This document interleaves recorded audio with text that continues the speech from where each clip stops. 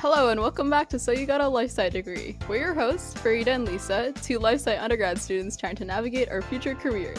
This is episode 14, and we're talking to Rishika Sharma about being a pharmacist. How are you doing today, Lisa? I'm good. Listen, I want to be that person right now who tells people about their dreams, but I promise you it will be worth it because it's all the setup to a really great punchline at the end. Okay. So, I'll hear you out. A few days ago, I had a dream in which I was eating cookies, and specifically I was eating the M&M cookies from Subway.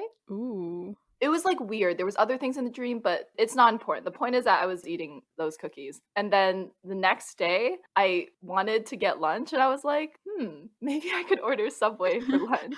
So I ordered Subway. I got my usual, turkey sub, and then I got the combo. So I got 2 cookies and I chose the M&M cookies. Mm-hmm. So I literally had the Subway meal of my dream.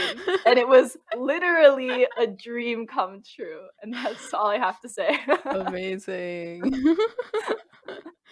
Kind of related, this one time my friend accidentally called me in her sleep as like the first thing she did in the morning.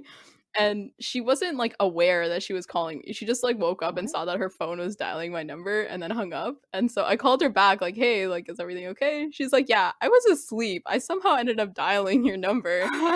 And then I was like, oh, I guess you could say I'm just the woman of your dreams. Oh, yeah, you're real cool. What's up with you this week? So this technically didn't happen this week, but it's really new and exciting, so I'm going to talk about it anyway. My friend and I basically built me a new computer, which was super exciting. I now don't have to deal with lag on my really crappy laptop and can do things with ease, which is nice. And it just looks kind of cool, and I feel really cool using it. I feel like I have memories of like friends of ours from middle school, one person in particular, talking about like building their own computer over the course of a summer. And for some reason in my mind, this is something that takes months or weeks, but you talked about how you did this in 4 hours with your friend. Yeah, so that actually really surprised me as well, because I thought it was also like, oh, we're gonna get a computer by the end of the semester, not like within like 2 weeks. But what actually takes the longest is the research and kind of finding the best parts. Okay. And generally people who want to build their own computers are doing it for gaming and want like the very best parts, and so they research for a very long time to get the absolute best. Okay. And search all the forums, whereas I was like, okay, anything is an upgrade for my laptop. A literal rock is better. Yeah.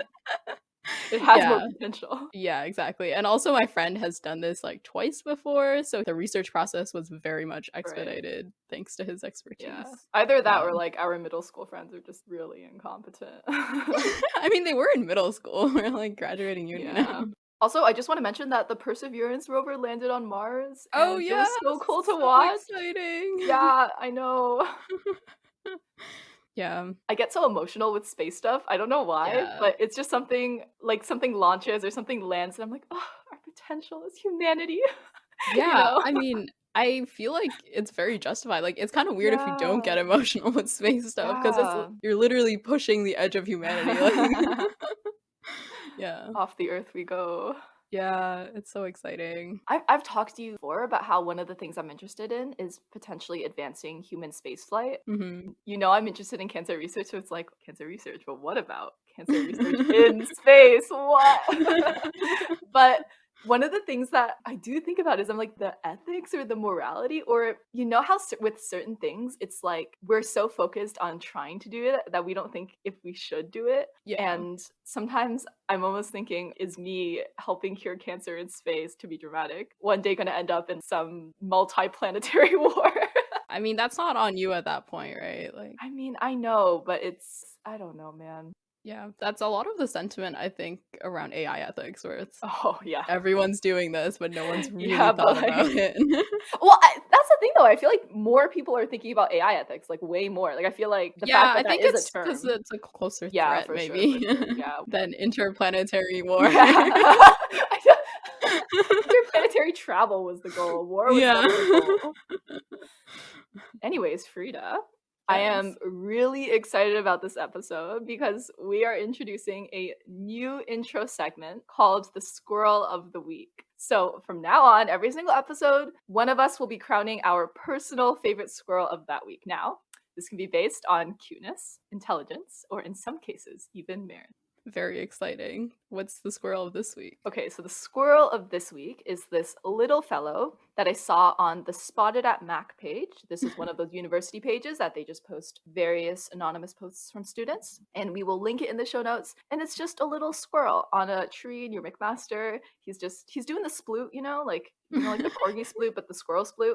It's a Right. thing, like 100%. And Yeah. he's just like holding this giant piece of bread. Do I get to click on it now? You do. Okay. This is so I can't exactly tell how this squirrel is holding this bread. Is it in its mouth? Oh my god, you're right. Like, imagine that you as a human could, like, in your mouth carry something that was, like, the volume of your torso. Yeah, it's about, like, 3 times or 2.5 times the size of its head. Yeah, How okay, is it doing this? but it's bread. Like, the reason we can't Yeah! do that as humans is because we don't make bread that size. But if we did, I feel like I could hold it in my mouth. Could you? 100% bread is not that heavy, especially if it's one of those baguette loaves. They're 80% air. Yeah, but it has to be, like, the right size. I don't think I can unhinge my mouth enough to fit it. Well, I guess we found the secret to their powers. It's the unhinging of the mouth. Yeah. Did you know in snakes, the top and bottom half of their mouths are not actually connected, which is why they can open their mouths and, like, swallow entire huge animals? Oh, what do you mean they're not connected? You know how we have things that connect the top and bottom? Like They just have tendons a and bone. top and a bottom of the mouth that can, like, Okay. open unattached, basically. Okay. Yeah. Wild. Yeah. Okay, but like part of the reason I wanted to make this the squirrel of the week, the inaugural squirrel of the week, might I say, is that it also ties into this weird thing that's been happening around Mac. And some people have been posting about this on various Mac pages where they have been finding half-eaten baked goods or just whole baked goods on various windowsills or doorsteps of their home. What? I know, and so there's multiple theories. One theory is that it's like squirrels leaving these things because I have seen squirrels carrying giant pieces of bread and then they just seem to give up halfway and then just scamper away and just leave the bread in a random location. So I'm like, could that just be what's going on? Possibility number 2 is just someone pranking. And then possibility number 3, which is kind of creepy, is that some people have said that it's a way to check if a home is occupied. You place like a baguette on the doorstep and if it disappears, then the home is probably occupied. Very interesting. Yeah, I feel and like there's gotta be 1,001 better ways to do it than wasting so much food. You could leave some manure, like, same effect. People would remove it if they're living there. I feel like cupcakes are easier to obtain unless you live on a farm. I mean, manure comes in batches, So do cupcakes. but they're more expensive. Manure is cheaper for a bigger bag. Anyway, I don't know why I'm having this argument. So yeah, anyways, this is the inaugural squirrel of the week. I am coining him Bread Squirrel and looking forward to all the other squirrels that will brighten our days. All right, ready for an interview with Rishika? So ready. This episode is sponsored by Study Bunny. Study Bunny is a free focus timer app available on Android and iOS. With the help of an adorable studious bunny by your side, you can set your study time, earn in-game coins, and use them to buy items to customize your bunny. They also have other helpful in-app study tools like flashcards and a to-do list. We've actually mentioned Study Buddy on the podcast before, in our minicast to be specific, even before they decided to sponsor us. Personally, I use it to track what kinds of work I'm doing throughout the week and for how long. I love seeing my study metrics visualized in a colorful schedule at the end of each week. Meanwhile, Lisa uses the app to set timers when studying, to ensure she won't fall into the Among Us rabbit hole. Pun intended. Download the app today on Google Play or the App Store. You can also follow them on Instagram, Facebook, and Twitter at the links in the show notes for updates and periodic cuteness. This podcast is also sponsored by Kickin' Back Alpaca Ranch. Kickin' Back Alpaca Ranch is an alpaca farm near Collingwood, Ontario that's run by Carolyn and Doug Lillyman. They raise beautiful alpacas, offer close-up alpaca tours, and create wonderful products from alpaca fiber. At the moment, all their tours are in small groups and last between 45 and 90 minutes. During this time, you'll get the chance to pet the alpacas, feed them treats, and take lots of photos. You even get to learn all sorts of interesting facts about the species, like why they don't like it when you touch their heads. Plus, after the tour, you get to visit their store and check out some cute alpaca products. I was surprised to see the range of items they offer, including socks, dryer balls, and get this, alpaca plushies made using real alpaca fiber.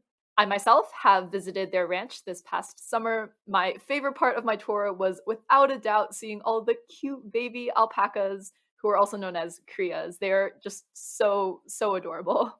My favorite cria was Pipsqueak, who is a small, fluffy white alpaca. But lately, I think I'm taking a real liking to Paisley, who is a young alpaca that looks like she always has a tiny smile on her face. It's especially fun getting to feed them treats. The feeling of their mouths nibbling against your palms is just such a delight. Kickenback Alpaca Ranch is open year-round and are currently following all government protocols regarding COVID-19. You can book a tour at www.alpacatours.ca. Their alpaca products are also available for purchase online at www.laslyn.com, that's LASLYN.com, or at the link in the show notes. You can also follow them on social media at the links in the show notes for cute alpaca photos. But most importantly, book a tour and pay those cute alpacas a visit. Rishika is a registered pharmacist in Ontario. She has worked at several different pharmacies and is currently applying her trade at Bayshore Healthcare, as well as Walmart Canada. She completed a double major in neuropsychology and biology at the University of Toronto, followed by a Master of Pharmacy at John Moores University in the United Kingdom. Thank you for joining us today, Rishika. Thank you for having me. Thank you so much, Lisa. All right, so the first thing we want to ask you is, what is your job as a pharmacist? What do you do? So my job as a pharmacist is more in a specialty field, so it's a little different than the retail setting that you see at Shoppers Drug Mart or Walmart.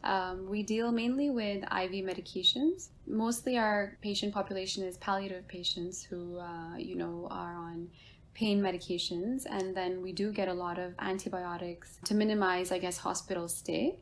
So we dispense IV medication to patients who are now discharged from hospital and recovering at home on IV medication. So we mostly make IV medications in bags that we compound, and we send it over to patients. So there's no face-to-face interaction. It's just we send the medication to the clinic or to their home. And this was referring to your job at Bayshore Health? Bayshore, sorry, yes. Oh, okay. Do you want to maybe tell us a bit about what the more traditional pharmacist behind the counter role at Walmart, just kind of what that's like? I feel like most people have an idea, but maybe just to give them a bit more insight. Yeah, for sure. And definitely, I guess when most people approach, the pharmacy career, that's the first sort of, image everybody has about a pharmacist. And so working in retail, I guess, is very different than specialty because you get the benefit of, having the face-to-face interaction with patients. And so the patient will bring you their prescription, or the doctor will either fax it to you. And then, within 10-15 minutes, you give them their medication and they're good to go. So that's basically the role of a retail pharmacist. And the little bit downside of working in retail is that, you have to make sure you can eat your food really quickly because you have to snatch in lunch breaks here and there. So yeah, that's something that's different about retail and specialty. Mm-hmm. Yeah, and so I think most people actually don't know about this distinction of retail pharmacy and specialty pharmacy. Like until 5 minutes ago, I didn't know that specialty pharmacy was a thing. So do you want to just tell us a bit about that distinction? What exactly is specialty pharmacy? Are there different subsets of specialty pharmacy? What is that all about? Yeah, so there are actually different subsets of specialty pharmacy. For example, my previous job at McKesson Canada before Bayshore was mainly dispensing chemo medications or autoimmune condition treatment medications. So it's similar to my role at Bayshore in the sense that there's no face-to-face interaction. We get the prescription directly from the hospital, and then, we counsel the patients over the phone because, of course, that's a very important part of our jobs. And then we either send it to their home or to their clinic. And of course, we have to assure that, the prescription is appropriate, the dose is appropriate, all the guidelines and the parameters of the prescription have been met. And then if we need to reach out to the doctor, we are still able to do that working in a specialty setting. So I guess the only real difference is that in specialty, there is no face-to-face interaction. And then you're focusing on one major aspect. Like my previous job was mainly chemo medications. And these medications can be very expensive compared to retail. So most patients their private insurance can usually not cover the full cost. So in specialty setting, the difference is that they're usually the drug programs. For example, if you have like Abbott or a GSK, they themselves will try to fund the medication and support the patients in that case because the monthly cost can be anywhere from like $1,000 to $10,000 a month. Yeah, for sure. It can be crazy. maybe focusing in a bit more on your work at Bayshore Healthcare and kind of like working in this specialty pharmacy field. Do you want to let us know what an average day of work looks like to you? So what time you arrive at work, what time do you leave? Let's assume this is before COVID. And you mentioned like your lunch break is really rapid. But yeah, just kind of like how many hours do you work a week, that kind of thing. Yeah, so my work at Bayshore actually, pre and post COVID, nothing really changed because we don't have the face-to-face interaction with patients anyways. So we didn't really get affected by that very much. But usually an average day is about 8.5 hours because we're blessed with a 1 hour lunch break. So that's the good thing about specialty, where you can actually sit and enjoy your lunch. But usually when we go in, so the roles vary from day to day based on, what we have been assigned to do. But usually the pharmacist would get the prescription, they would approve it. And then depending on the kind of IV medication that the patient is getting, we will then approve the supplies that they need. And then the medication gets compounded. And then there's a pharmacist in the final room checking the physical IV bags. And then those are then sent out to the patients or to the clinics as needed. And did you want to just briefly explain what it means when you say the prescription gets compounded? So, that's actually a very, I guess, pharmaceutical term, which Yeah. I didn't know until I was in this job. But compounding basically means that there's like a clean room or, a sterilized room, you can say, in which case you have to gown up and sort of, wear a hairnet and wear masks. And this was even pre-COVID, where you have to do the full gowning up and PPE. And then basically, depending on the medication, they will then reconstitute it with, I guess, sterile water. And then depending on, the patient's body weight and age, as the pharmacist, we will approve that, say, for example, it's amoxicillin, right? And the dose is 500 milligrams. So then we will say, okay, 500 milligrams is best in 1 liter of normal saline. And so then they'll prepare those IV bags, like say 500 milliliters or 1 liter of the IV bag will then have, say, 500 milligrams of amoxicillin in it. So once we give them that direction, then they will prepare the bag in such a manner. And then there's a pharmacist at the very end point to check that compounded product is what compounding basically means. Yeah. It's preparing the medication.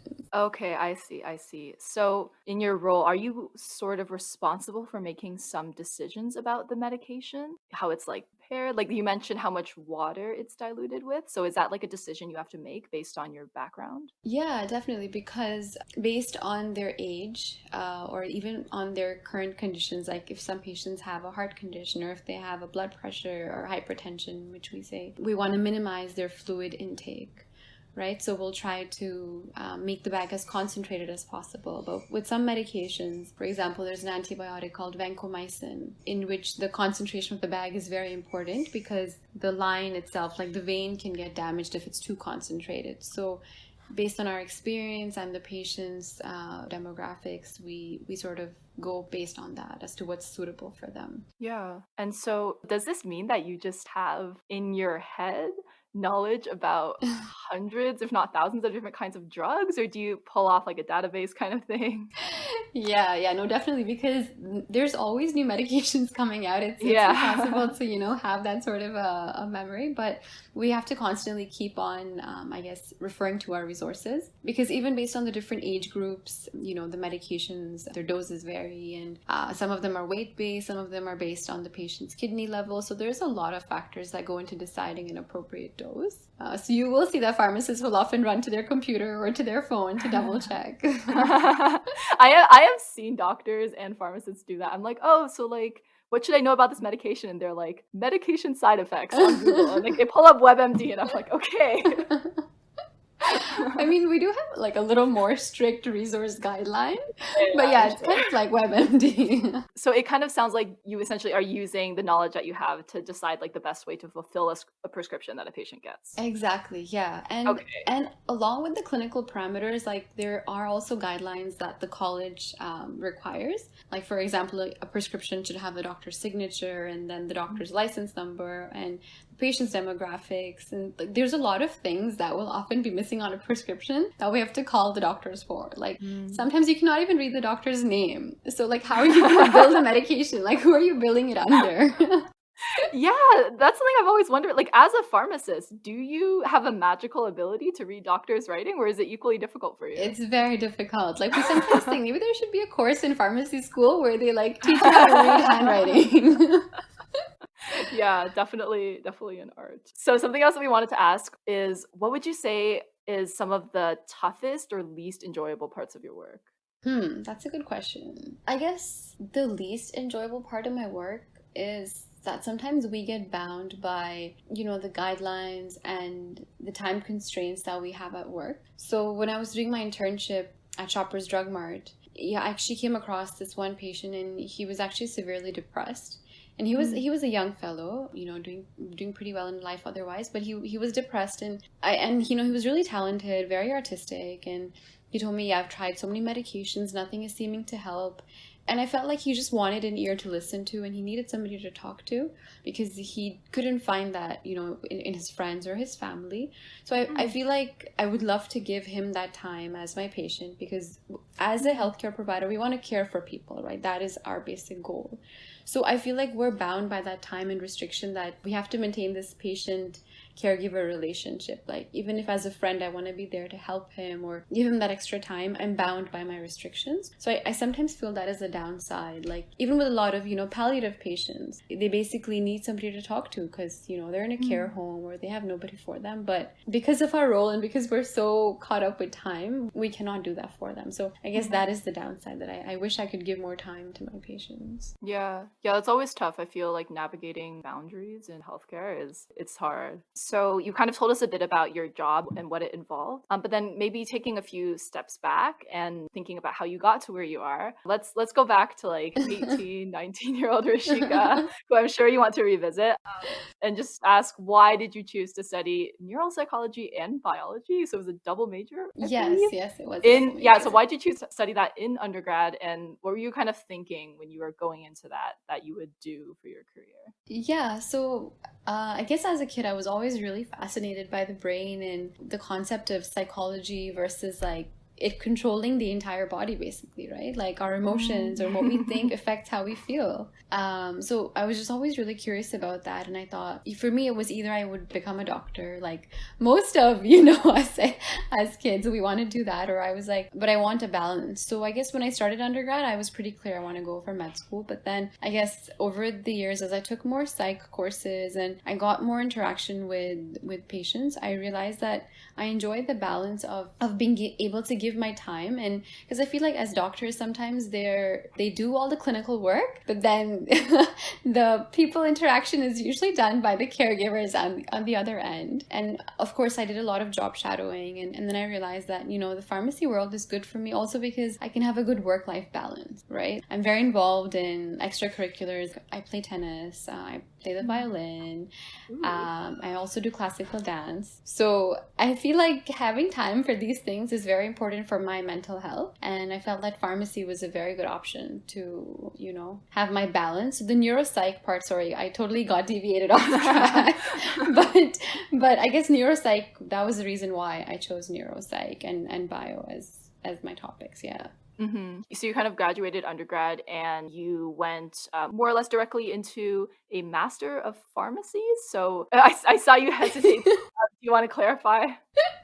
Yeah, so I actually didn't finish my undergrad. So I didn't finish it before entering into pharmacy school. I finished them simultaneously because in the UK, they don't require you to complete your undergrad. They just wanted you to have a certain number of credits that they require. And so for myself, I did 2 years of my undergrad and then I went into pharmacy school. And because, we have these long summer breaks for about 4 months, so I would come back every summer and finish off the last 2 years of undergrad over the 4 years of my master's summer, you can say. Oh, so the pharmacy master's is 4 years. Wow, that is a long time. That is essentially like an undergrad. It basically is. But if you, some of my friends who wanted to pursue like the pharmacy career in the UK, then they would do the extra 1 year and they would do their internship. So for them, it would be a 5-year program. But I chose to, of course, become a pharmacist here in Canada. So then I skipped that last year. Right. You mentioned clinical rotations. So is that a mandatory component of all pharmacy programs? It is mandatory as far as I know. The different thing that I know is that in the UK, it's not as vast and as intense as it is here at U of T that my friends went to. Like, we would probably have 2, 3 clinical days every year, and then just the one full year towards the end. But as far as I know, here it's more extensive, and they give you more time during the year to visit different sites. And like, even at my specialty pharmacy, I often have students come from U of T, and they shadow us for a good 2, 3 months. So yeah, but clinical rotations definitely give you a good insight. But for students who are thinking on considering pharmacy school, I would definitely say that they should try to maybe find like a summer job as an assistant, and sort of give more time to understand if pharmacy is for them or not, because a day or two is sometimes hard to judge if they want to choose that. Yeah. And then when you mentioned how there are pharmacy schools in Ontario as well as, pharmacy schools all around the world, essentially, it reminded me, are there different qualification tests for being able to work as a pharmacist in a certain country? And do you want to just talk about how that works and how you got qualified to work in Ontario? Yeah, so to apply to the UK, they wanted you to have above an 80% average in undergrad. And then, of course, after qualifying there, I completed my 4 years. And then after coming back to Canada, we have to write licensing exams.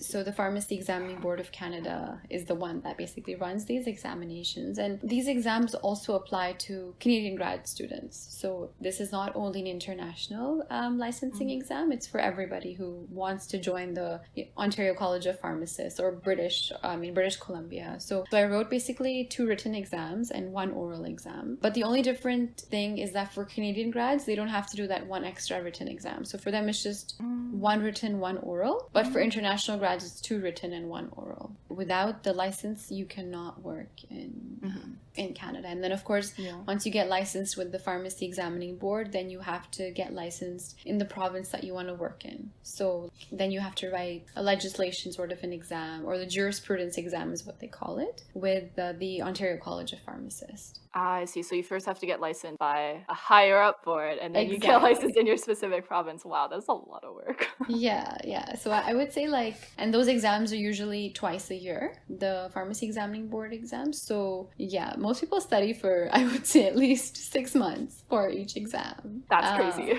Yeah. Wow.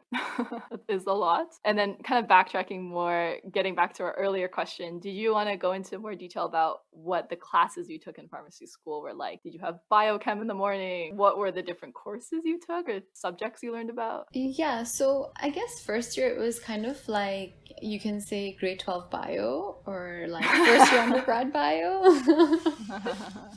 where they kind of bring everybody to the same level. And they're like, okay, this is DNA, it's a double helix. Exactly. And then like the organic chemistry, that sort of, which all of us like to skip, but you cannot skip organic chem. And then of course after that, then we started getting into like what goes into a drug. There's excipients, and then like the stability of the medication, how it's stored, the different tablets, capsules, liquid, solution. So then you start getting into that. And then as you go into your upper years, they give you more, I guess, practical classes, right? Where you kind of have to mimic the patient and caregiver relationship, where they give you practice settings. So as you go into your upper years, you do that. And then in our final year, we had to do a thesis project. So depending on what interests you, you can propose that. And then you have sort of a professor who you work under. And so in my case, I chose to study on the bioavailability of medications, how they would be different in different species, like for example, monkeys versus humans versus dogs. So I guess that's what the last year sort of spent doing, the majority of the last year. Yeah, that really does sound like an undergrad, the way you described it. Like, like first year is the basic bio, second year is more pharmacy stuff. Going onward, it's applying the knowledge, and then thesis. So yeah, I guess in some ways it's kind of like an undergrad. That actually is really interesting though, about like drug delivery. I find that quite interesting, because I know that sometimes the issue with medications is getting it to the right spot. And if you can somehow target like a liver medication to only the liver, you can minimize the side effects throughout the rest of the body. And I think we actually interviewed someone who she is looking at using viral vectors to specifically deliver drugs to certain areas of the body. Wow. And I know there's all sorts of bioengineering people who are looking into using like certain small beads to deliver medication. So yeah, definitely a really interesting area. Are there any up and coming pharma technologies that like you're really excited about or that you were really surprised to find out exist? I guess I don't know if it is a pharma technology as such, but I do know that they have started, because as you know, there is the DNA mapping where they're sort of trying to figure out which genes are responsible for causing these cancers. So they're trying to detect early on if they could sort of target that one gene and make medication specifically for that gene which is causing cancer in person A, but there's a different gene causing the same cancer in person B. So they would basically make like targeted chemo medications instead of having like one overview medication for everybody. They would sort of target that which they're hoping would give a better result. So I find that really interesting, where they're sort of using technology to target that particular disease. And then the last question I wanted to ask you about pharma school is just what are the requirements for getting in? So what are the prerequisites that you need? Around what grade do you need? Reference letters, etc. Yeah, so usually to get into pharmacy school, like in the UK, it was you needed above an 80% average, and then you needed 2 reference letters. And then, of course, there's the interview that all of us, are always looking forward to. And prerequisite-wise, like it was basic bio, basic math, chemistry, then organic chemistry, then you need stats, and I guess these were the main requirements that they wanted, and this has to be over the first year and second year subjects. But math they just wanted for first year math, but biochem for first and second year, and organic chemistry. And then as we wrap things up, is there anything that you wish you had known before you went into the field of pharma? That's actually a very good question. Actually, I always thought that, which is actually a good thing that I learned. I never knew that the specialty side of the pharmacy world existed. It was always like, I wish I have this job, but I never knew how to approach it. So I guess I was pleasantly surprised when I got to know that the specialty side of the pharmaceutical world exists, and you contribute a lot to patients, the specialty setting as well. And the good thing about working in that side of things, or in the specialty side, is that you realize how valuable the gift of health is, because you see such critically ill patients, and some of them are so young. And like, I was speaking to one of the chemo patients that I had last year, and they were telling me that, I'm so happy the doctor initially predicted 3 months of a lifespan for my wife, but the results came out positive, so now she has a year of time to spend with us. So I guess I'm happy that I discovered the specialty side, because I get to learn a lot. Yeah, perspective really gives a lot. I feel like we don't realize the things that you have until you realize that, oh, not everyone has eyesight, or not everyone can go outside in the sun without their skin blistering. And so yeah, for sure. Exactly. Yeah. As we wrap up, is there anything else you would like to add? I would just like to add that, whichever career path that one chooses, you should just remember that your contribution is very valuable. And so, you should just follow your heart and I guess pursue it with all the passion and interest that you have. Aw, that's very sweet. Thank you for that. Oh, sorry, keep going. Yeah, no, and I just wanted to thank you very much, you and your team for, giving me the chance to share my experience, and I'm really thankful and honored. Yeah, thank you so much for being here. For the listeners, me and Rishika, we were talking earlier about how I essentially just creeped her out on LinkedIn. We have reached that stage. We are just finding random people on LinkedIn and hoping they respond. So yeah, thank you so much for responding to my message and for being here. And by the way, it is your birthday, so Rishika's here on her birthday doing this podcast, so extra bonus points for that. And yeah, I hope you have a great rest of your day. Thank you so much, Lisa. Thank you for the birthday wishes, and I wish you all the best, and keep continuing this awesome effort that you are doing, and I'm sure it's going to help a lot of students, and reach out well. Thank you. All right, that's a wrap. Hey, if you made it all the way here, congratulations. It's time for a review of the podcast.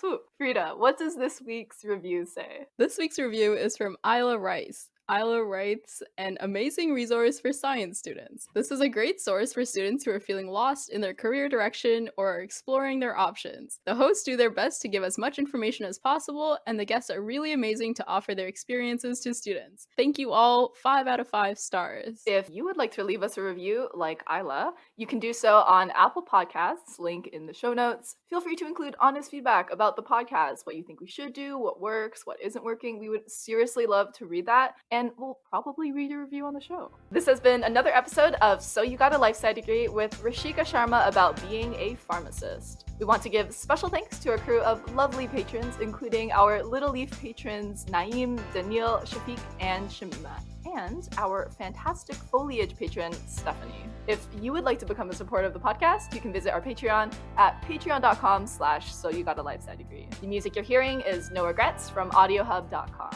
Thanks for listening, and see you next time.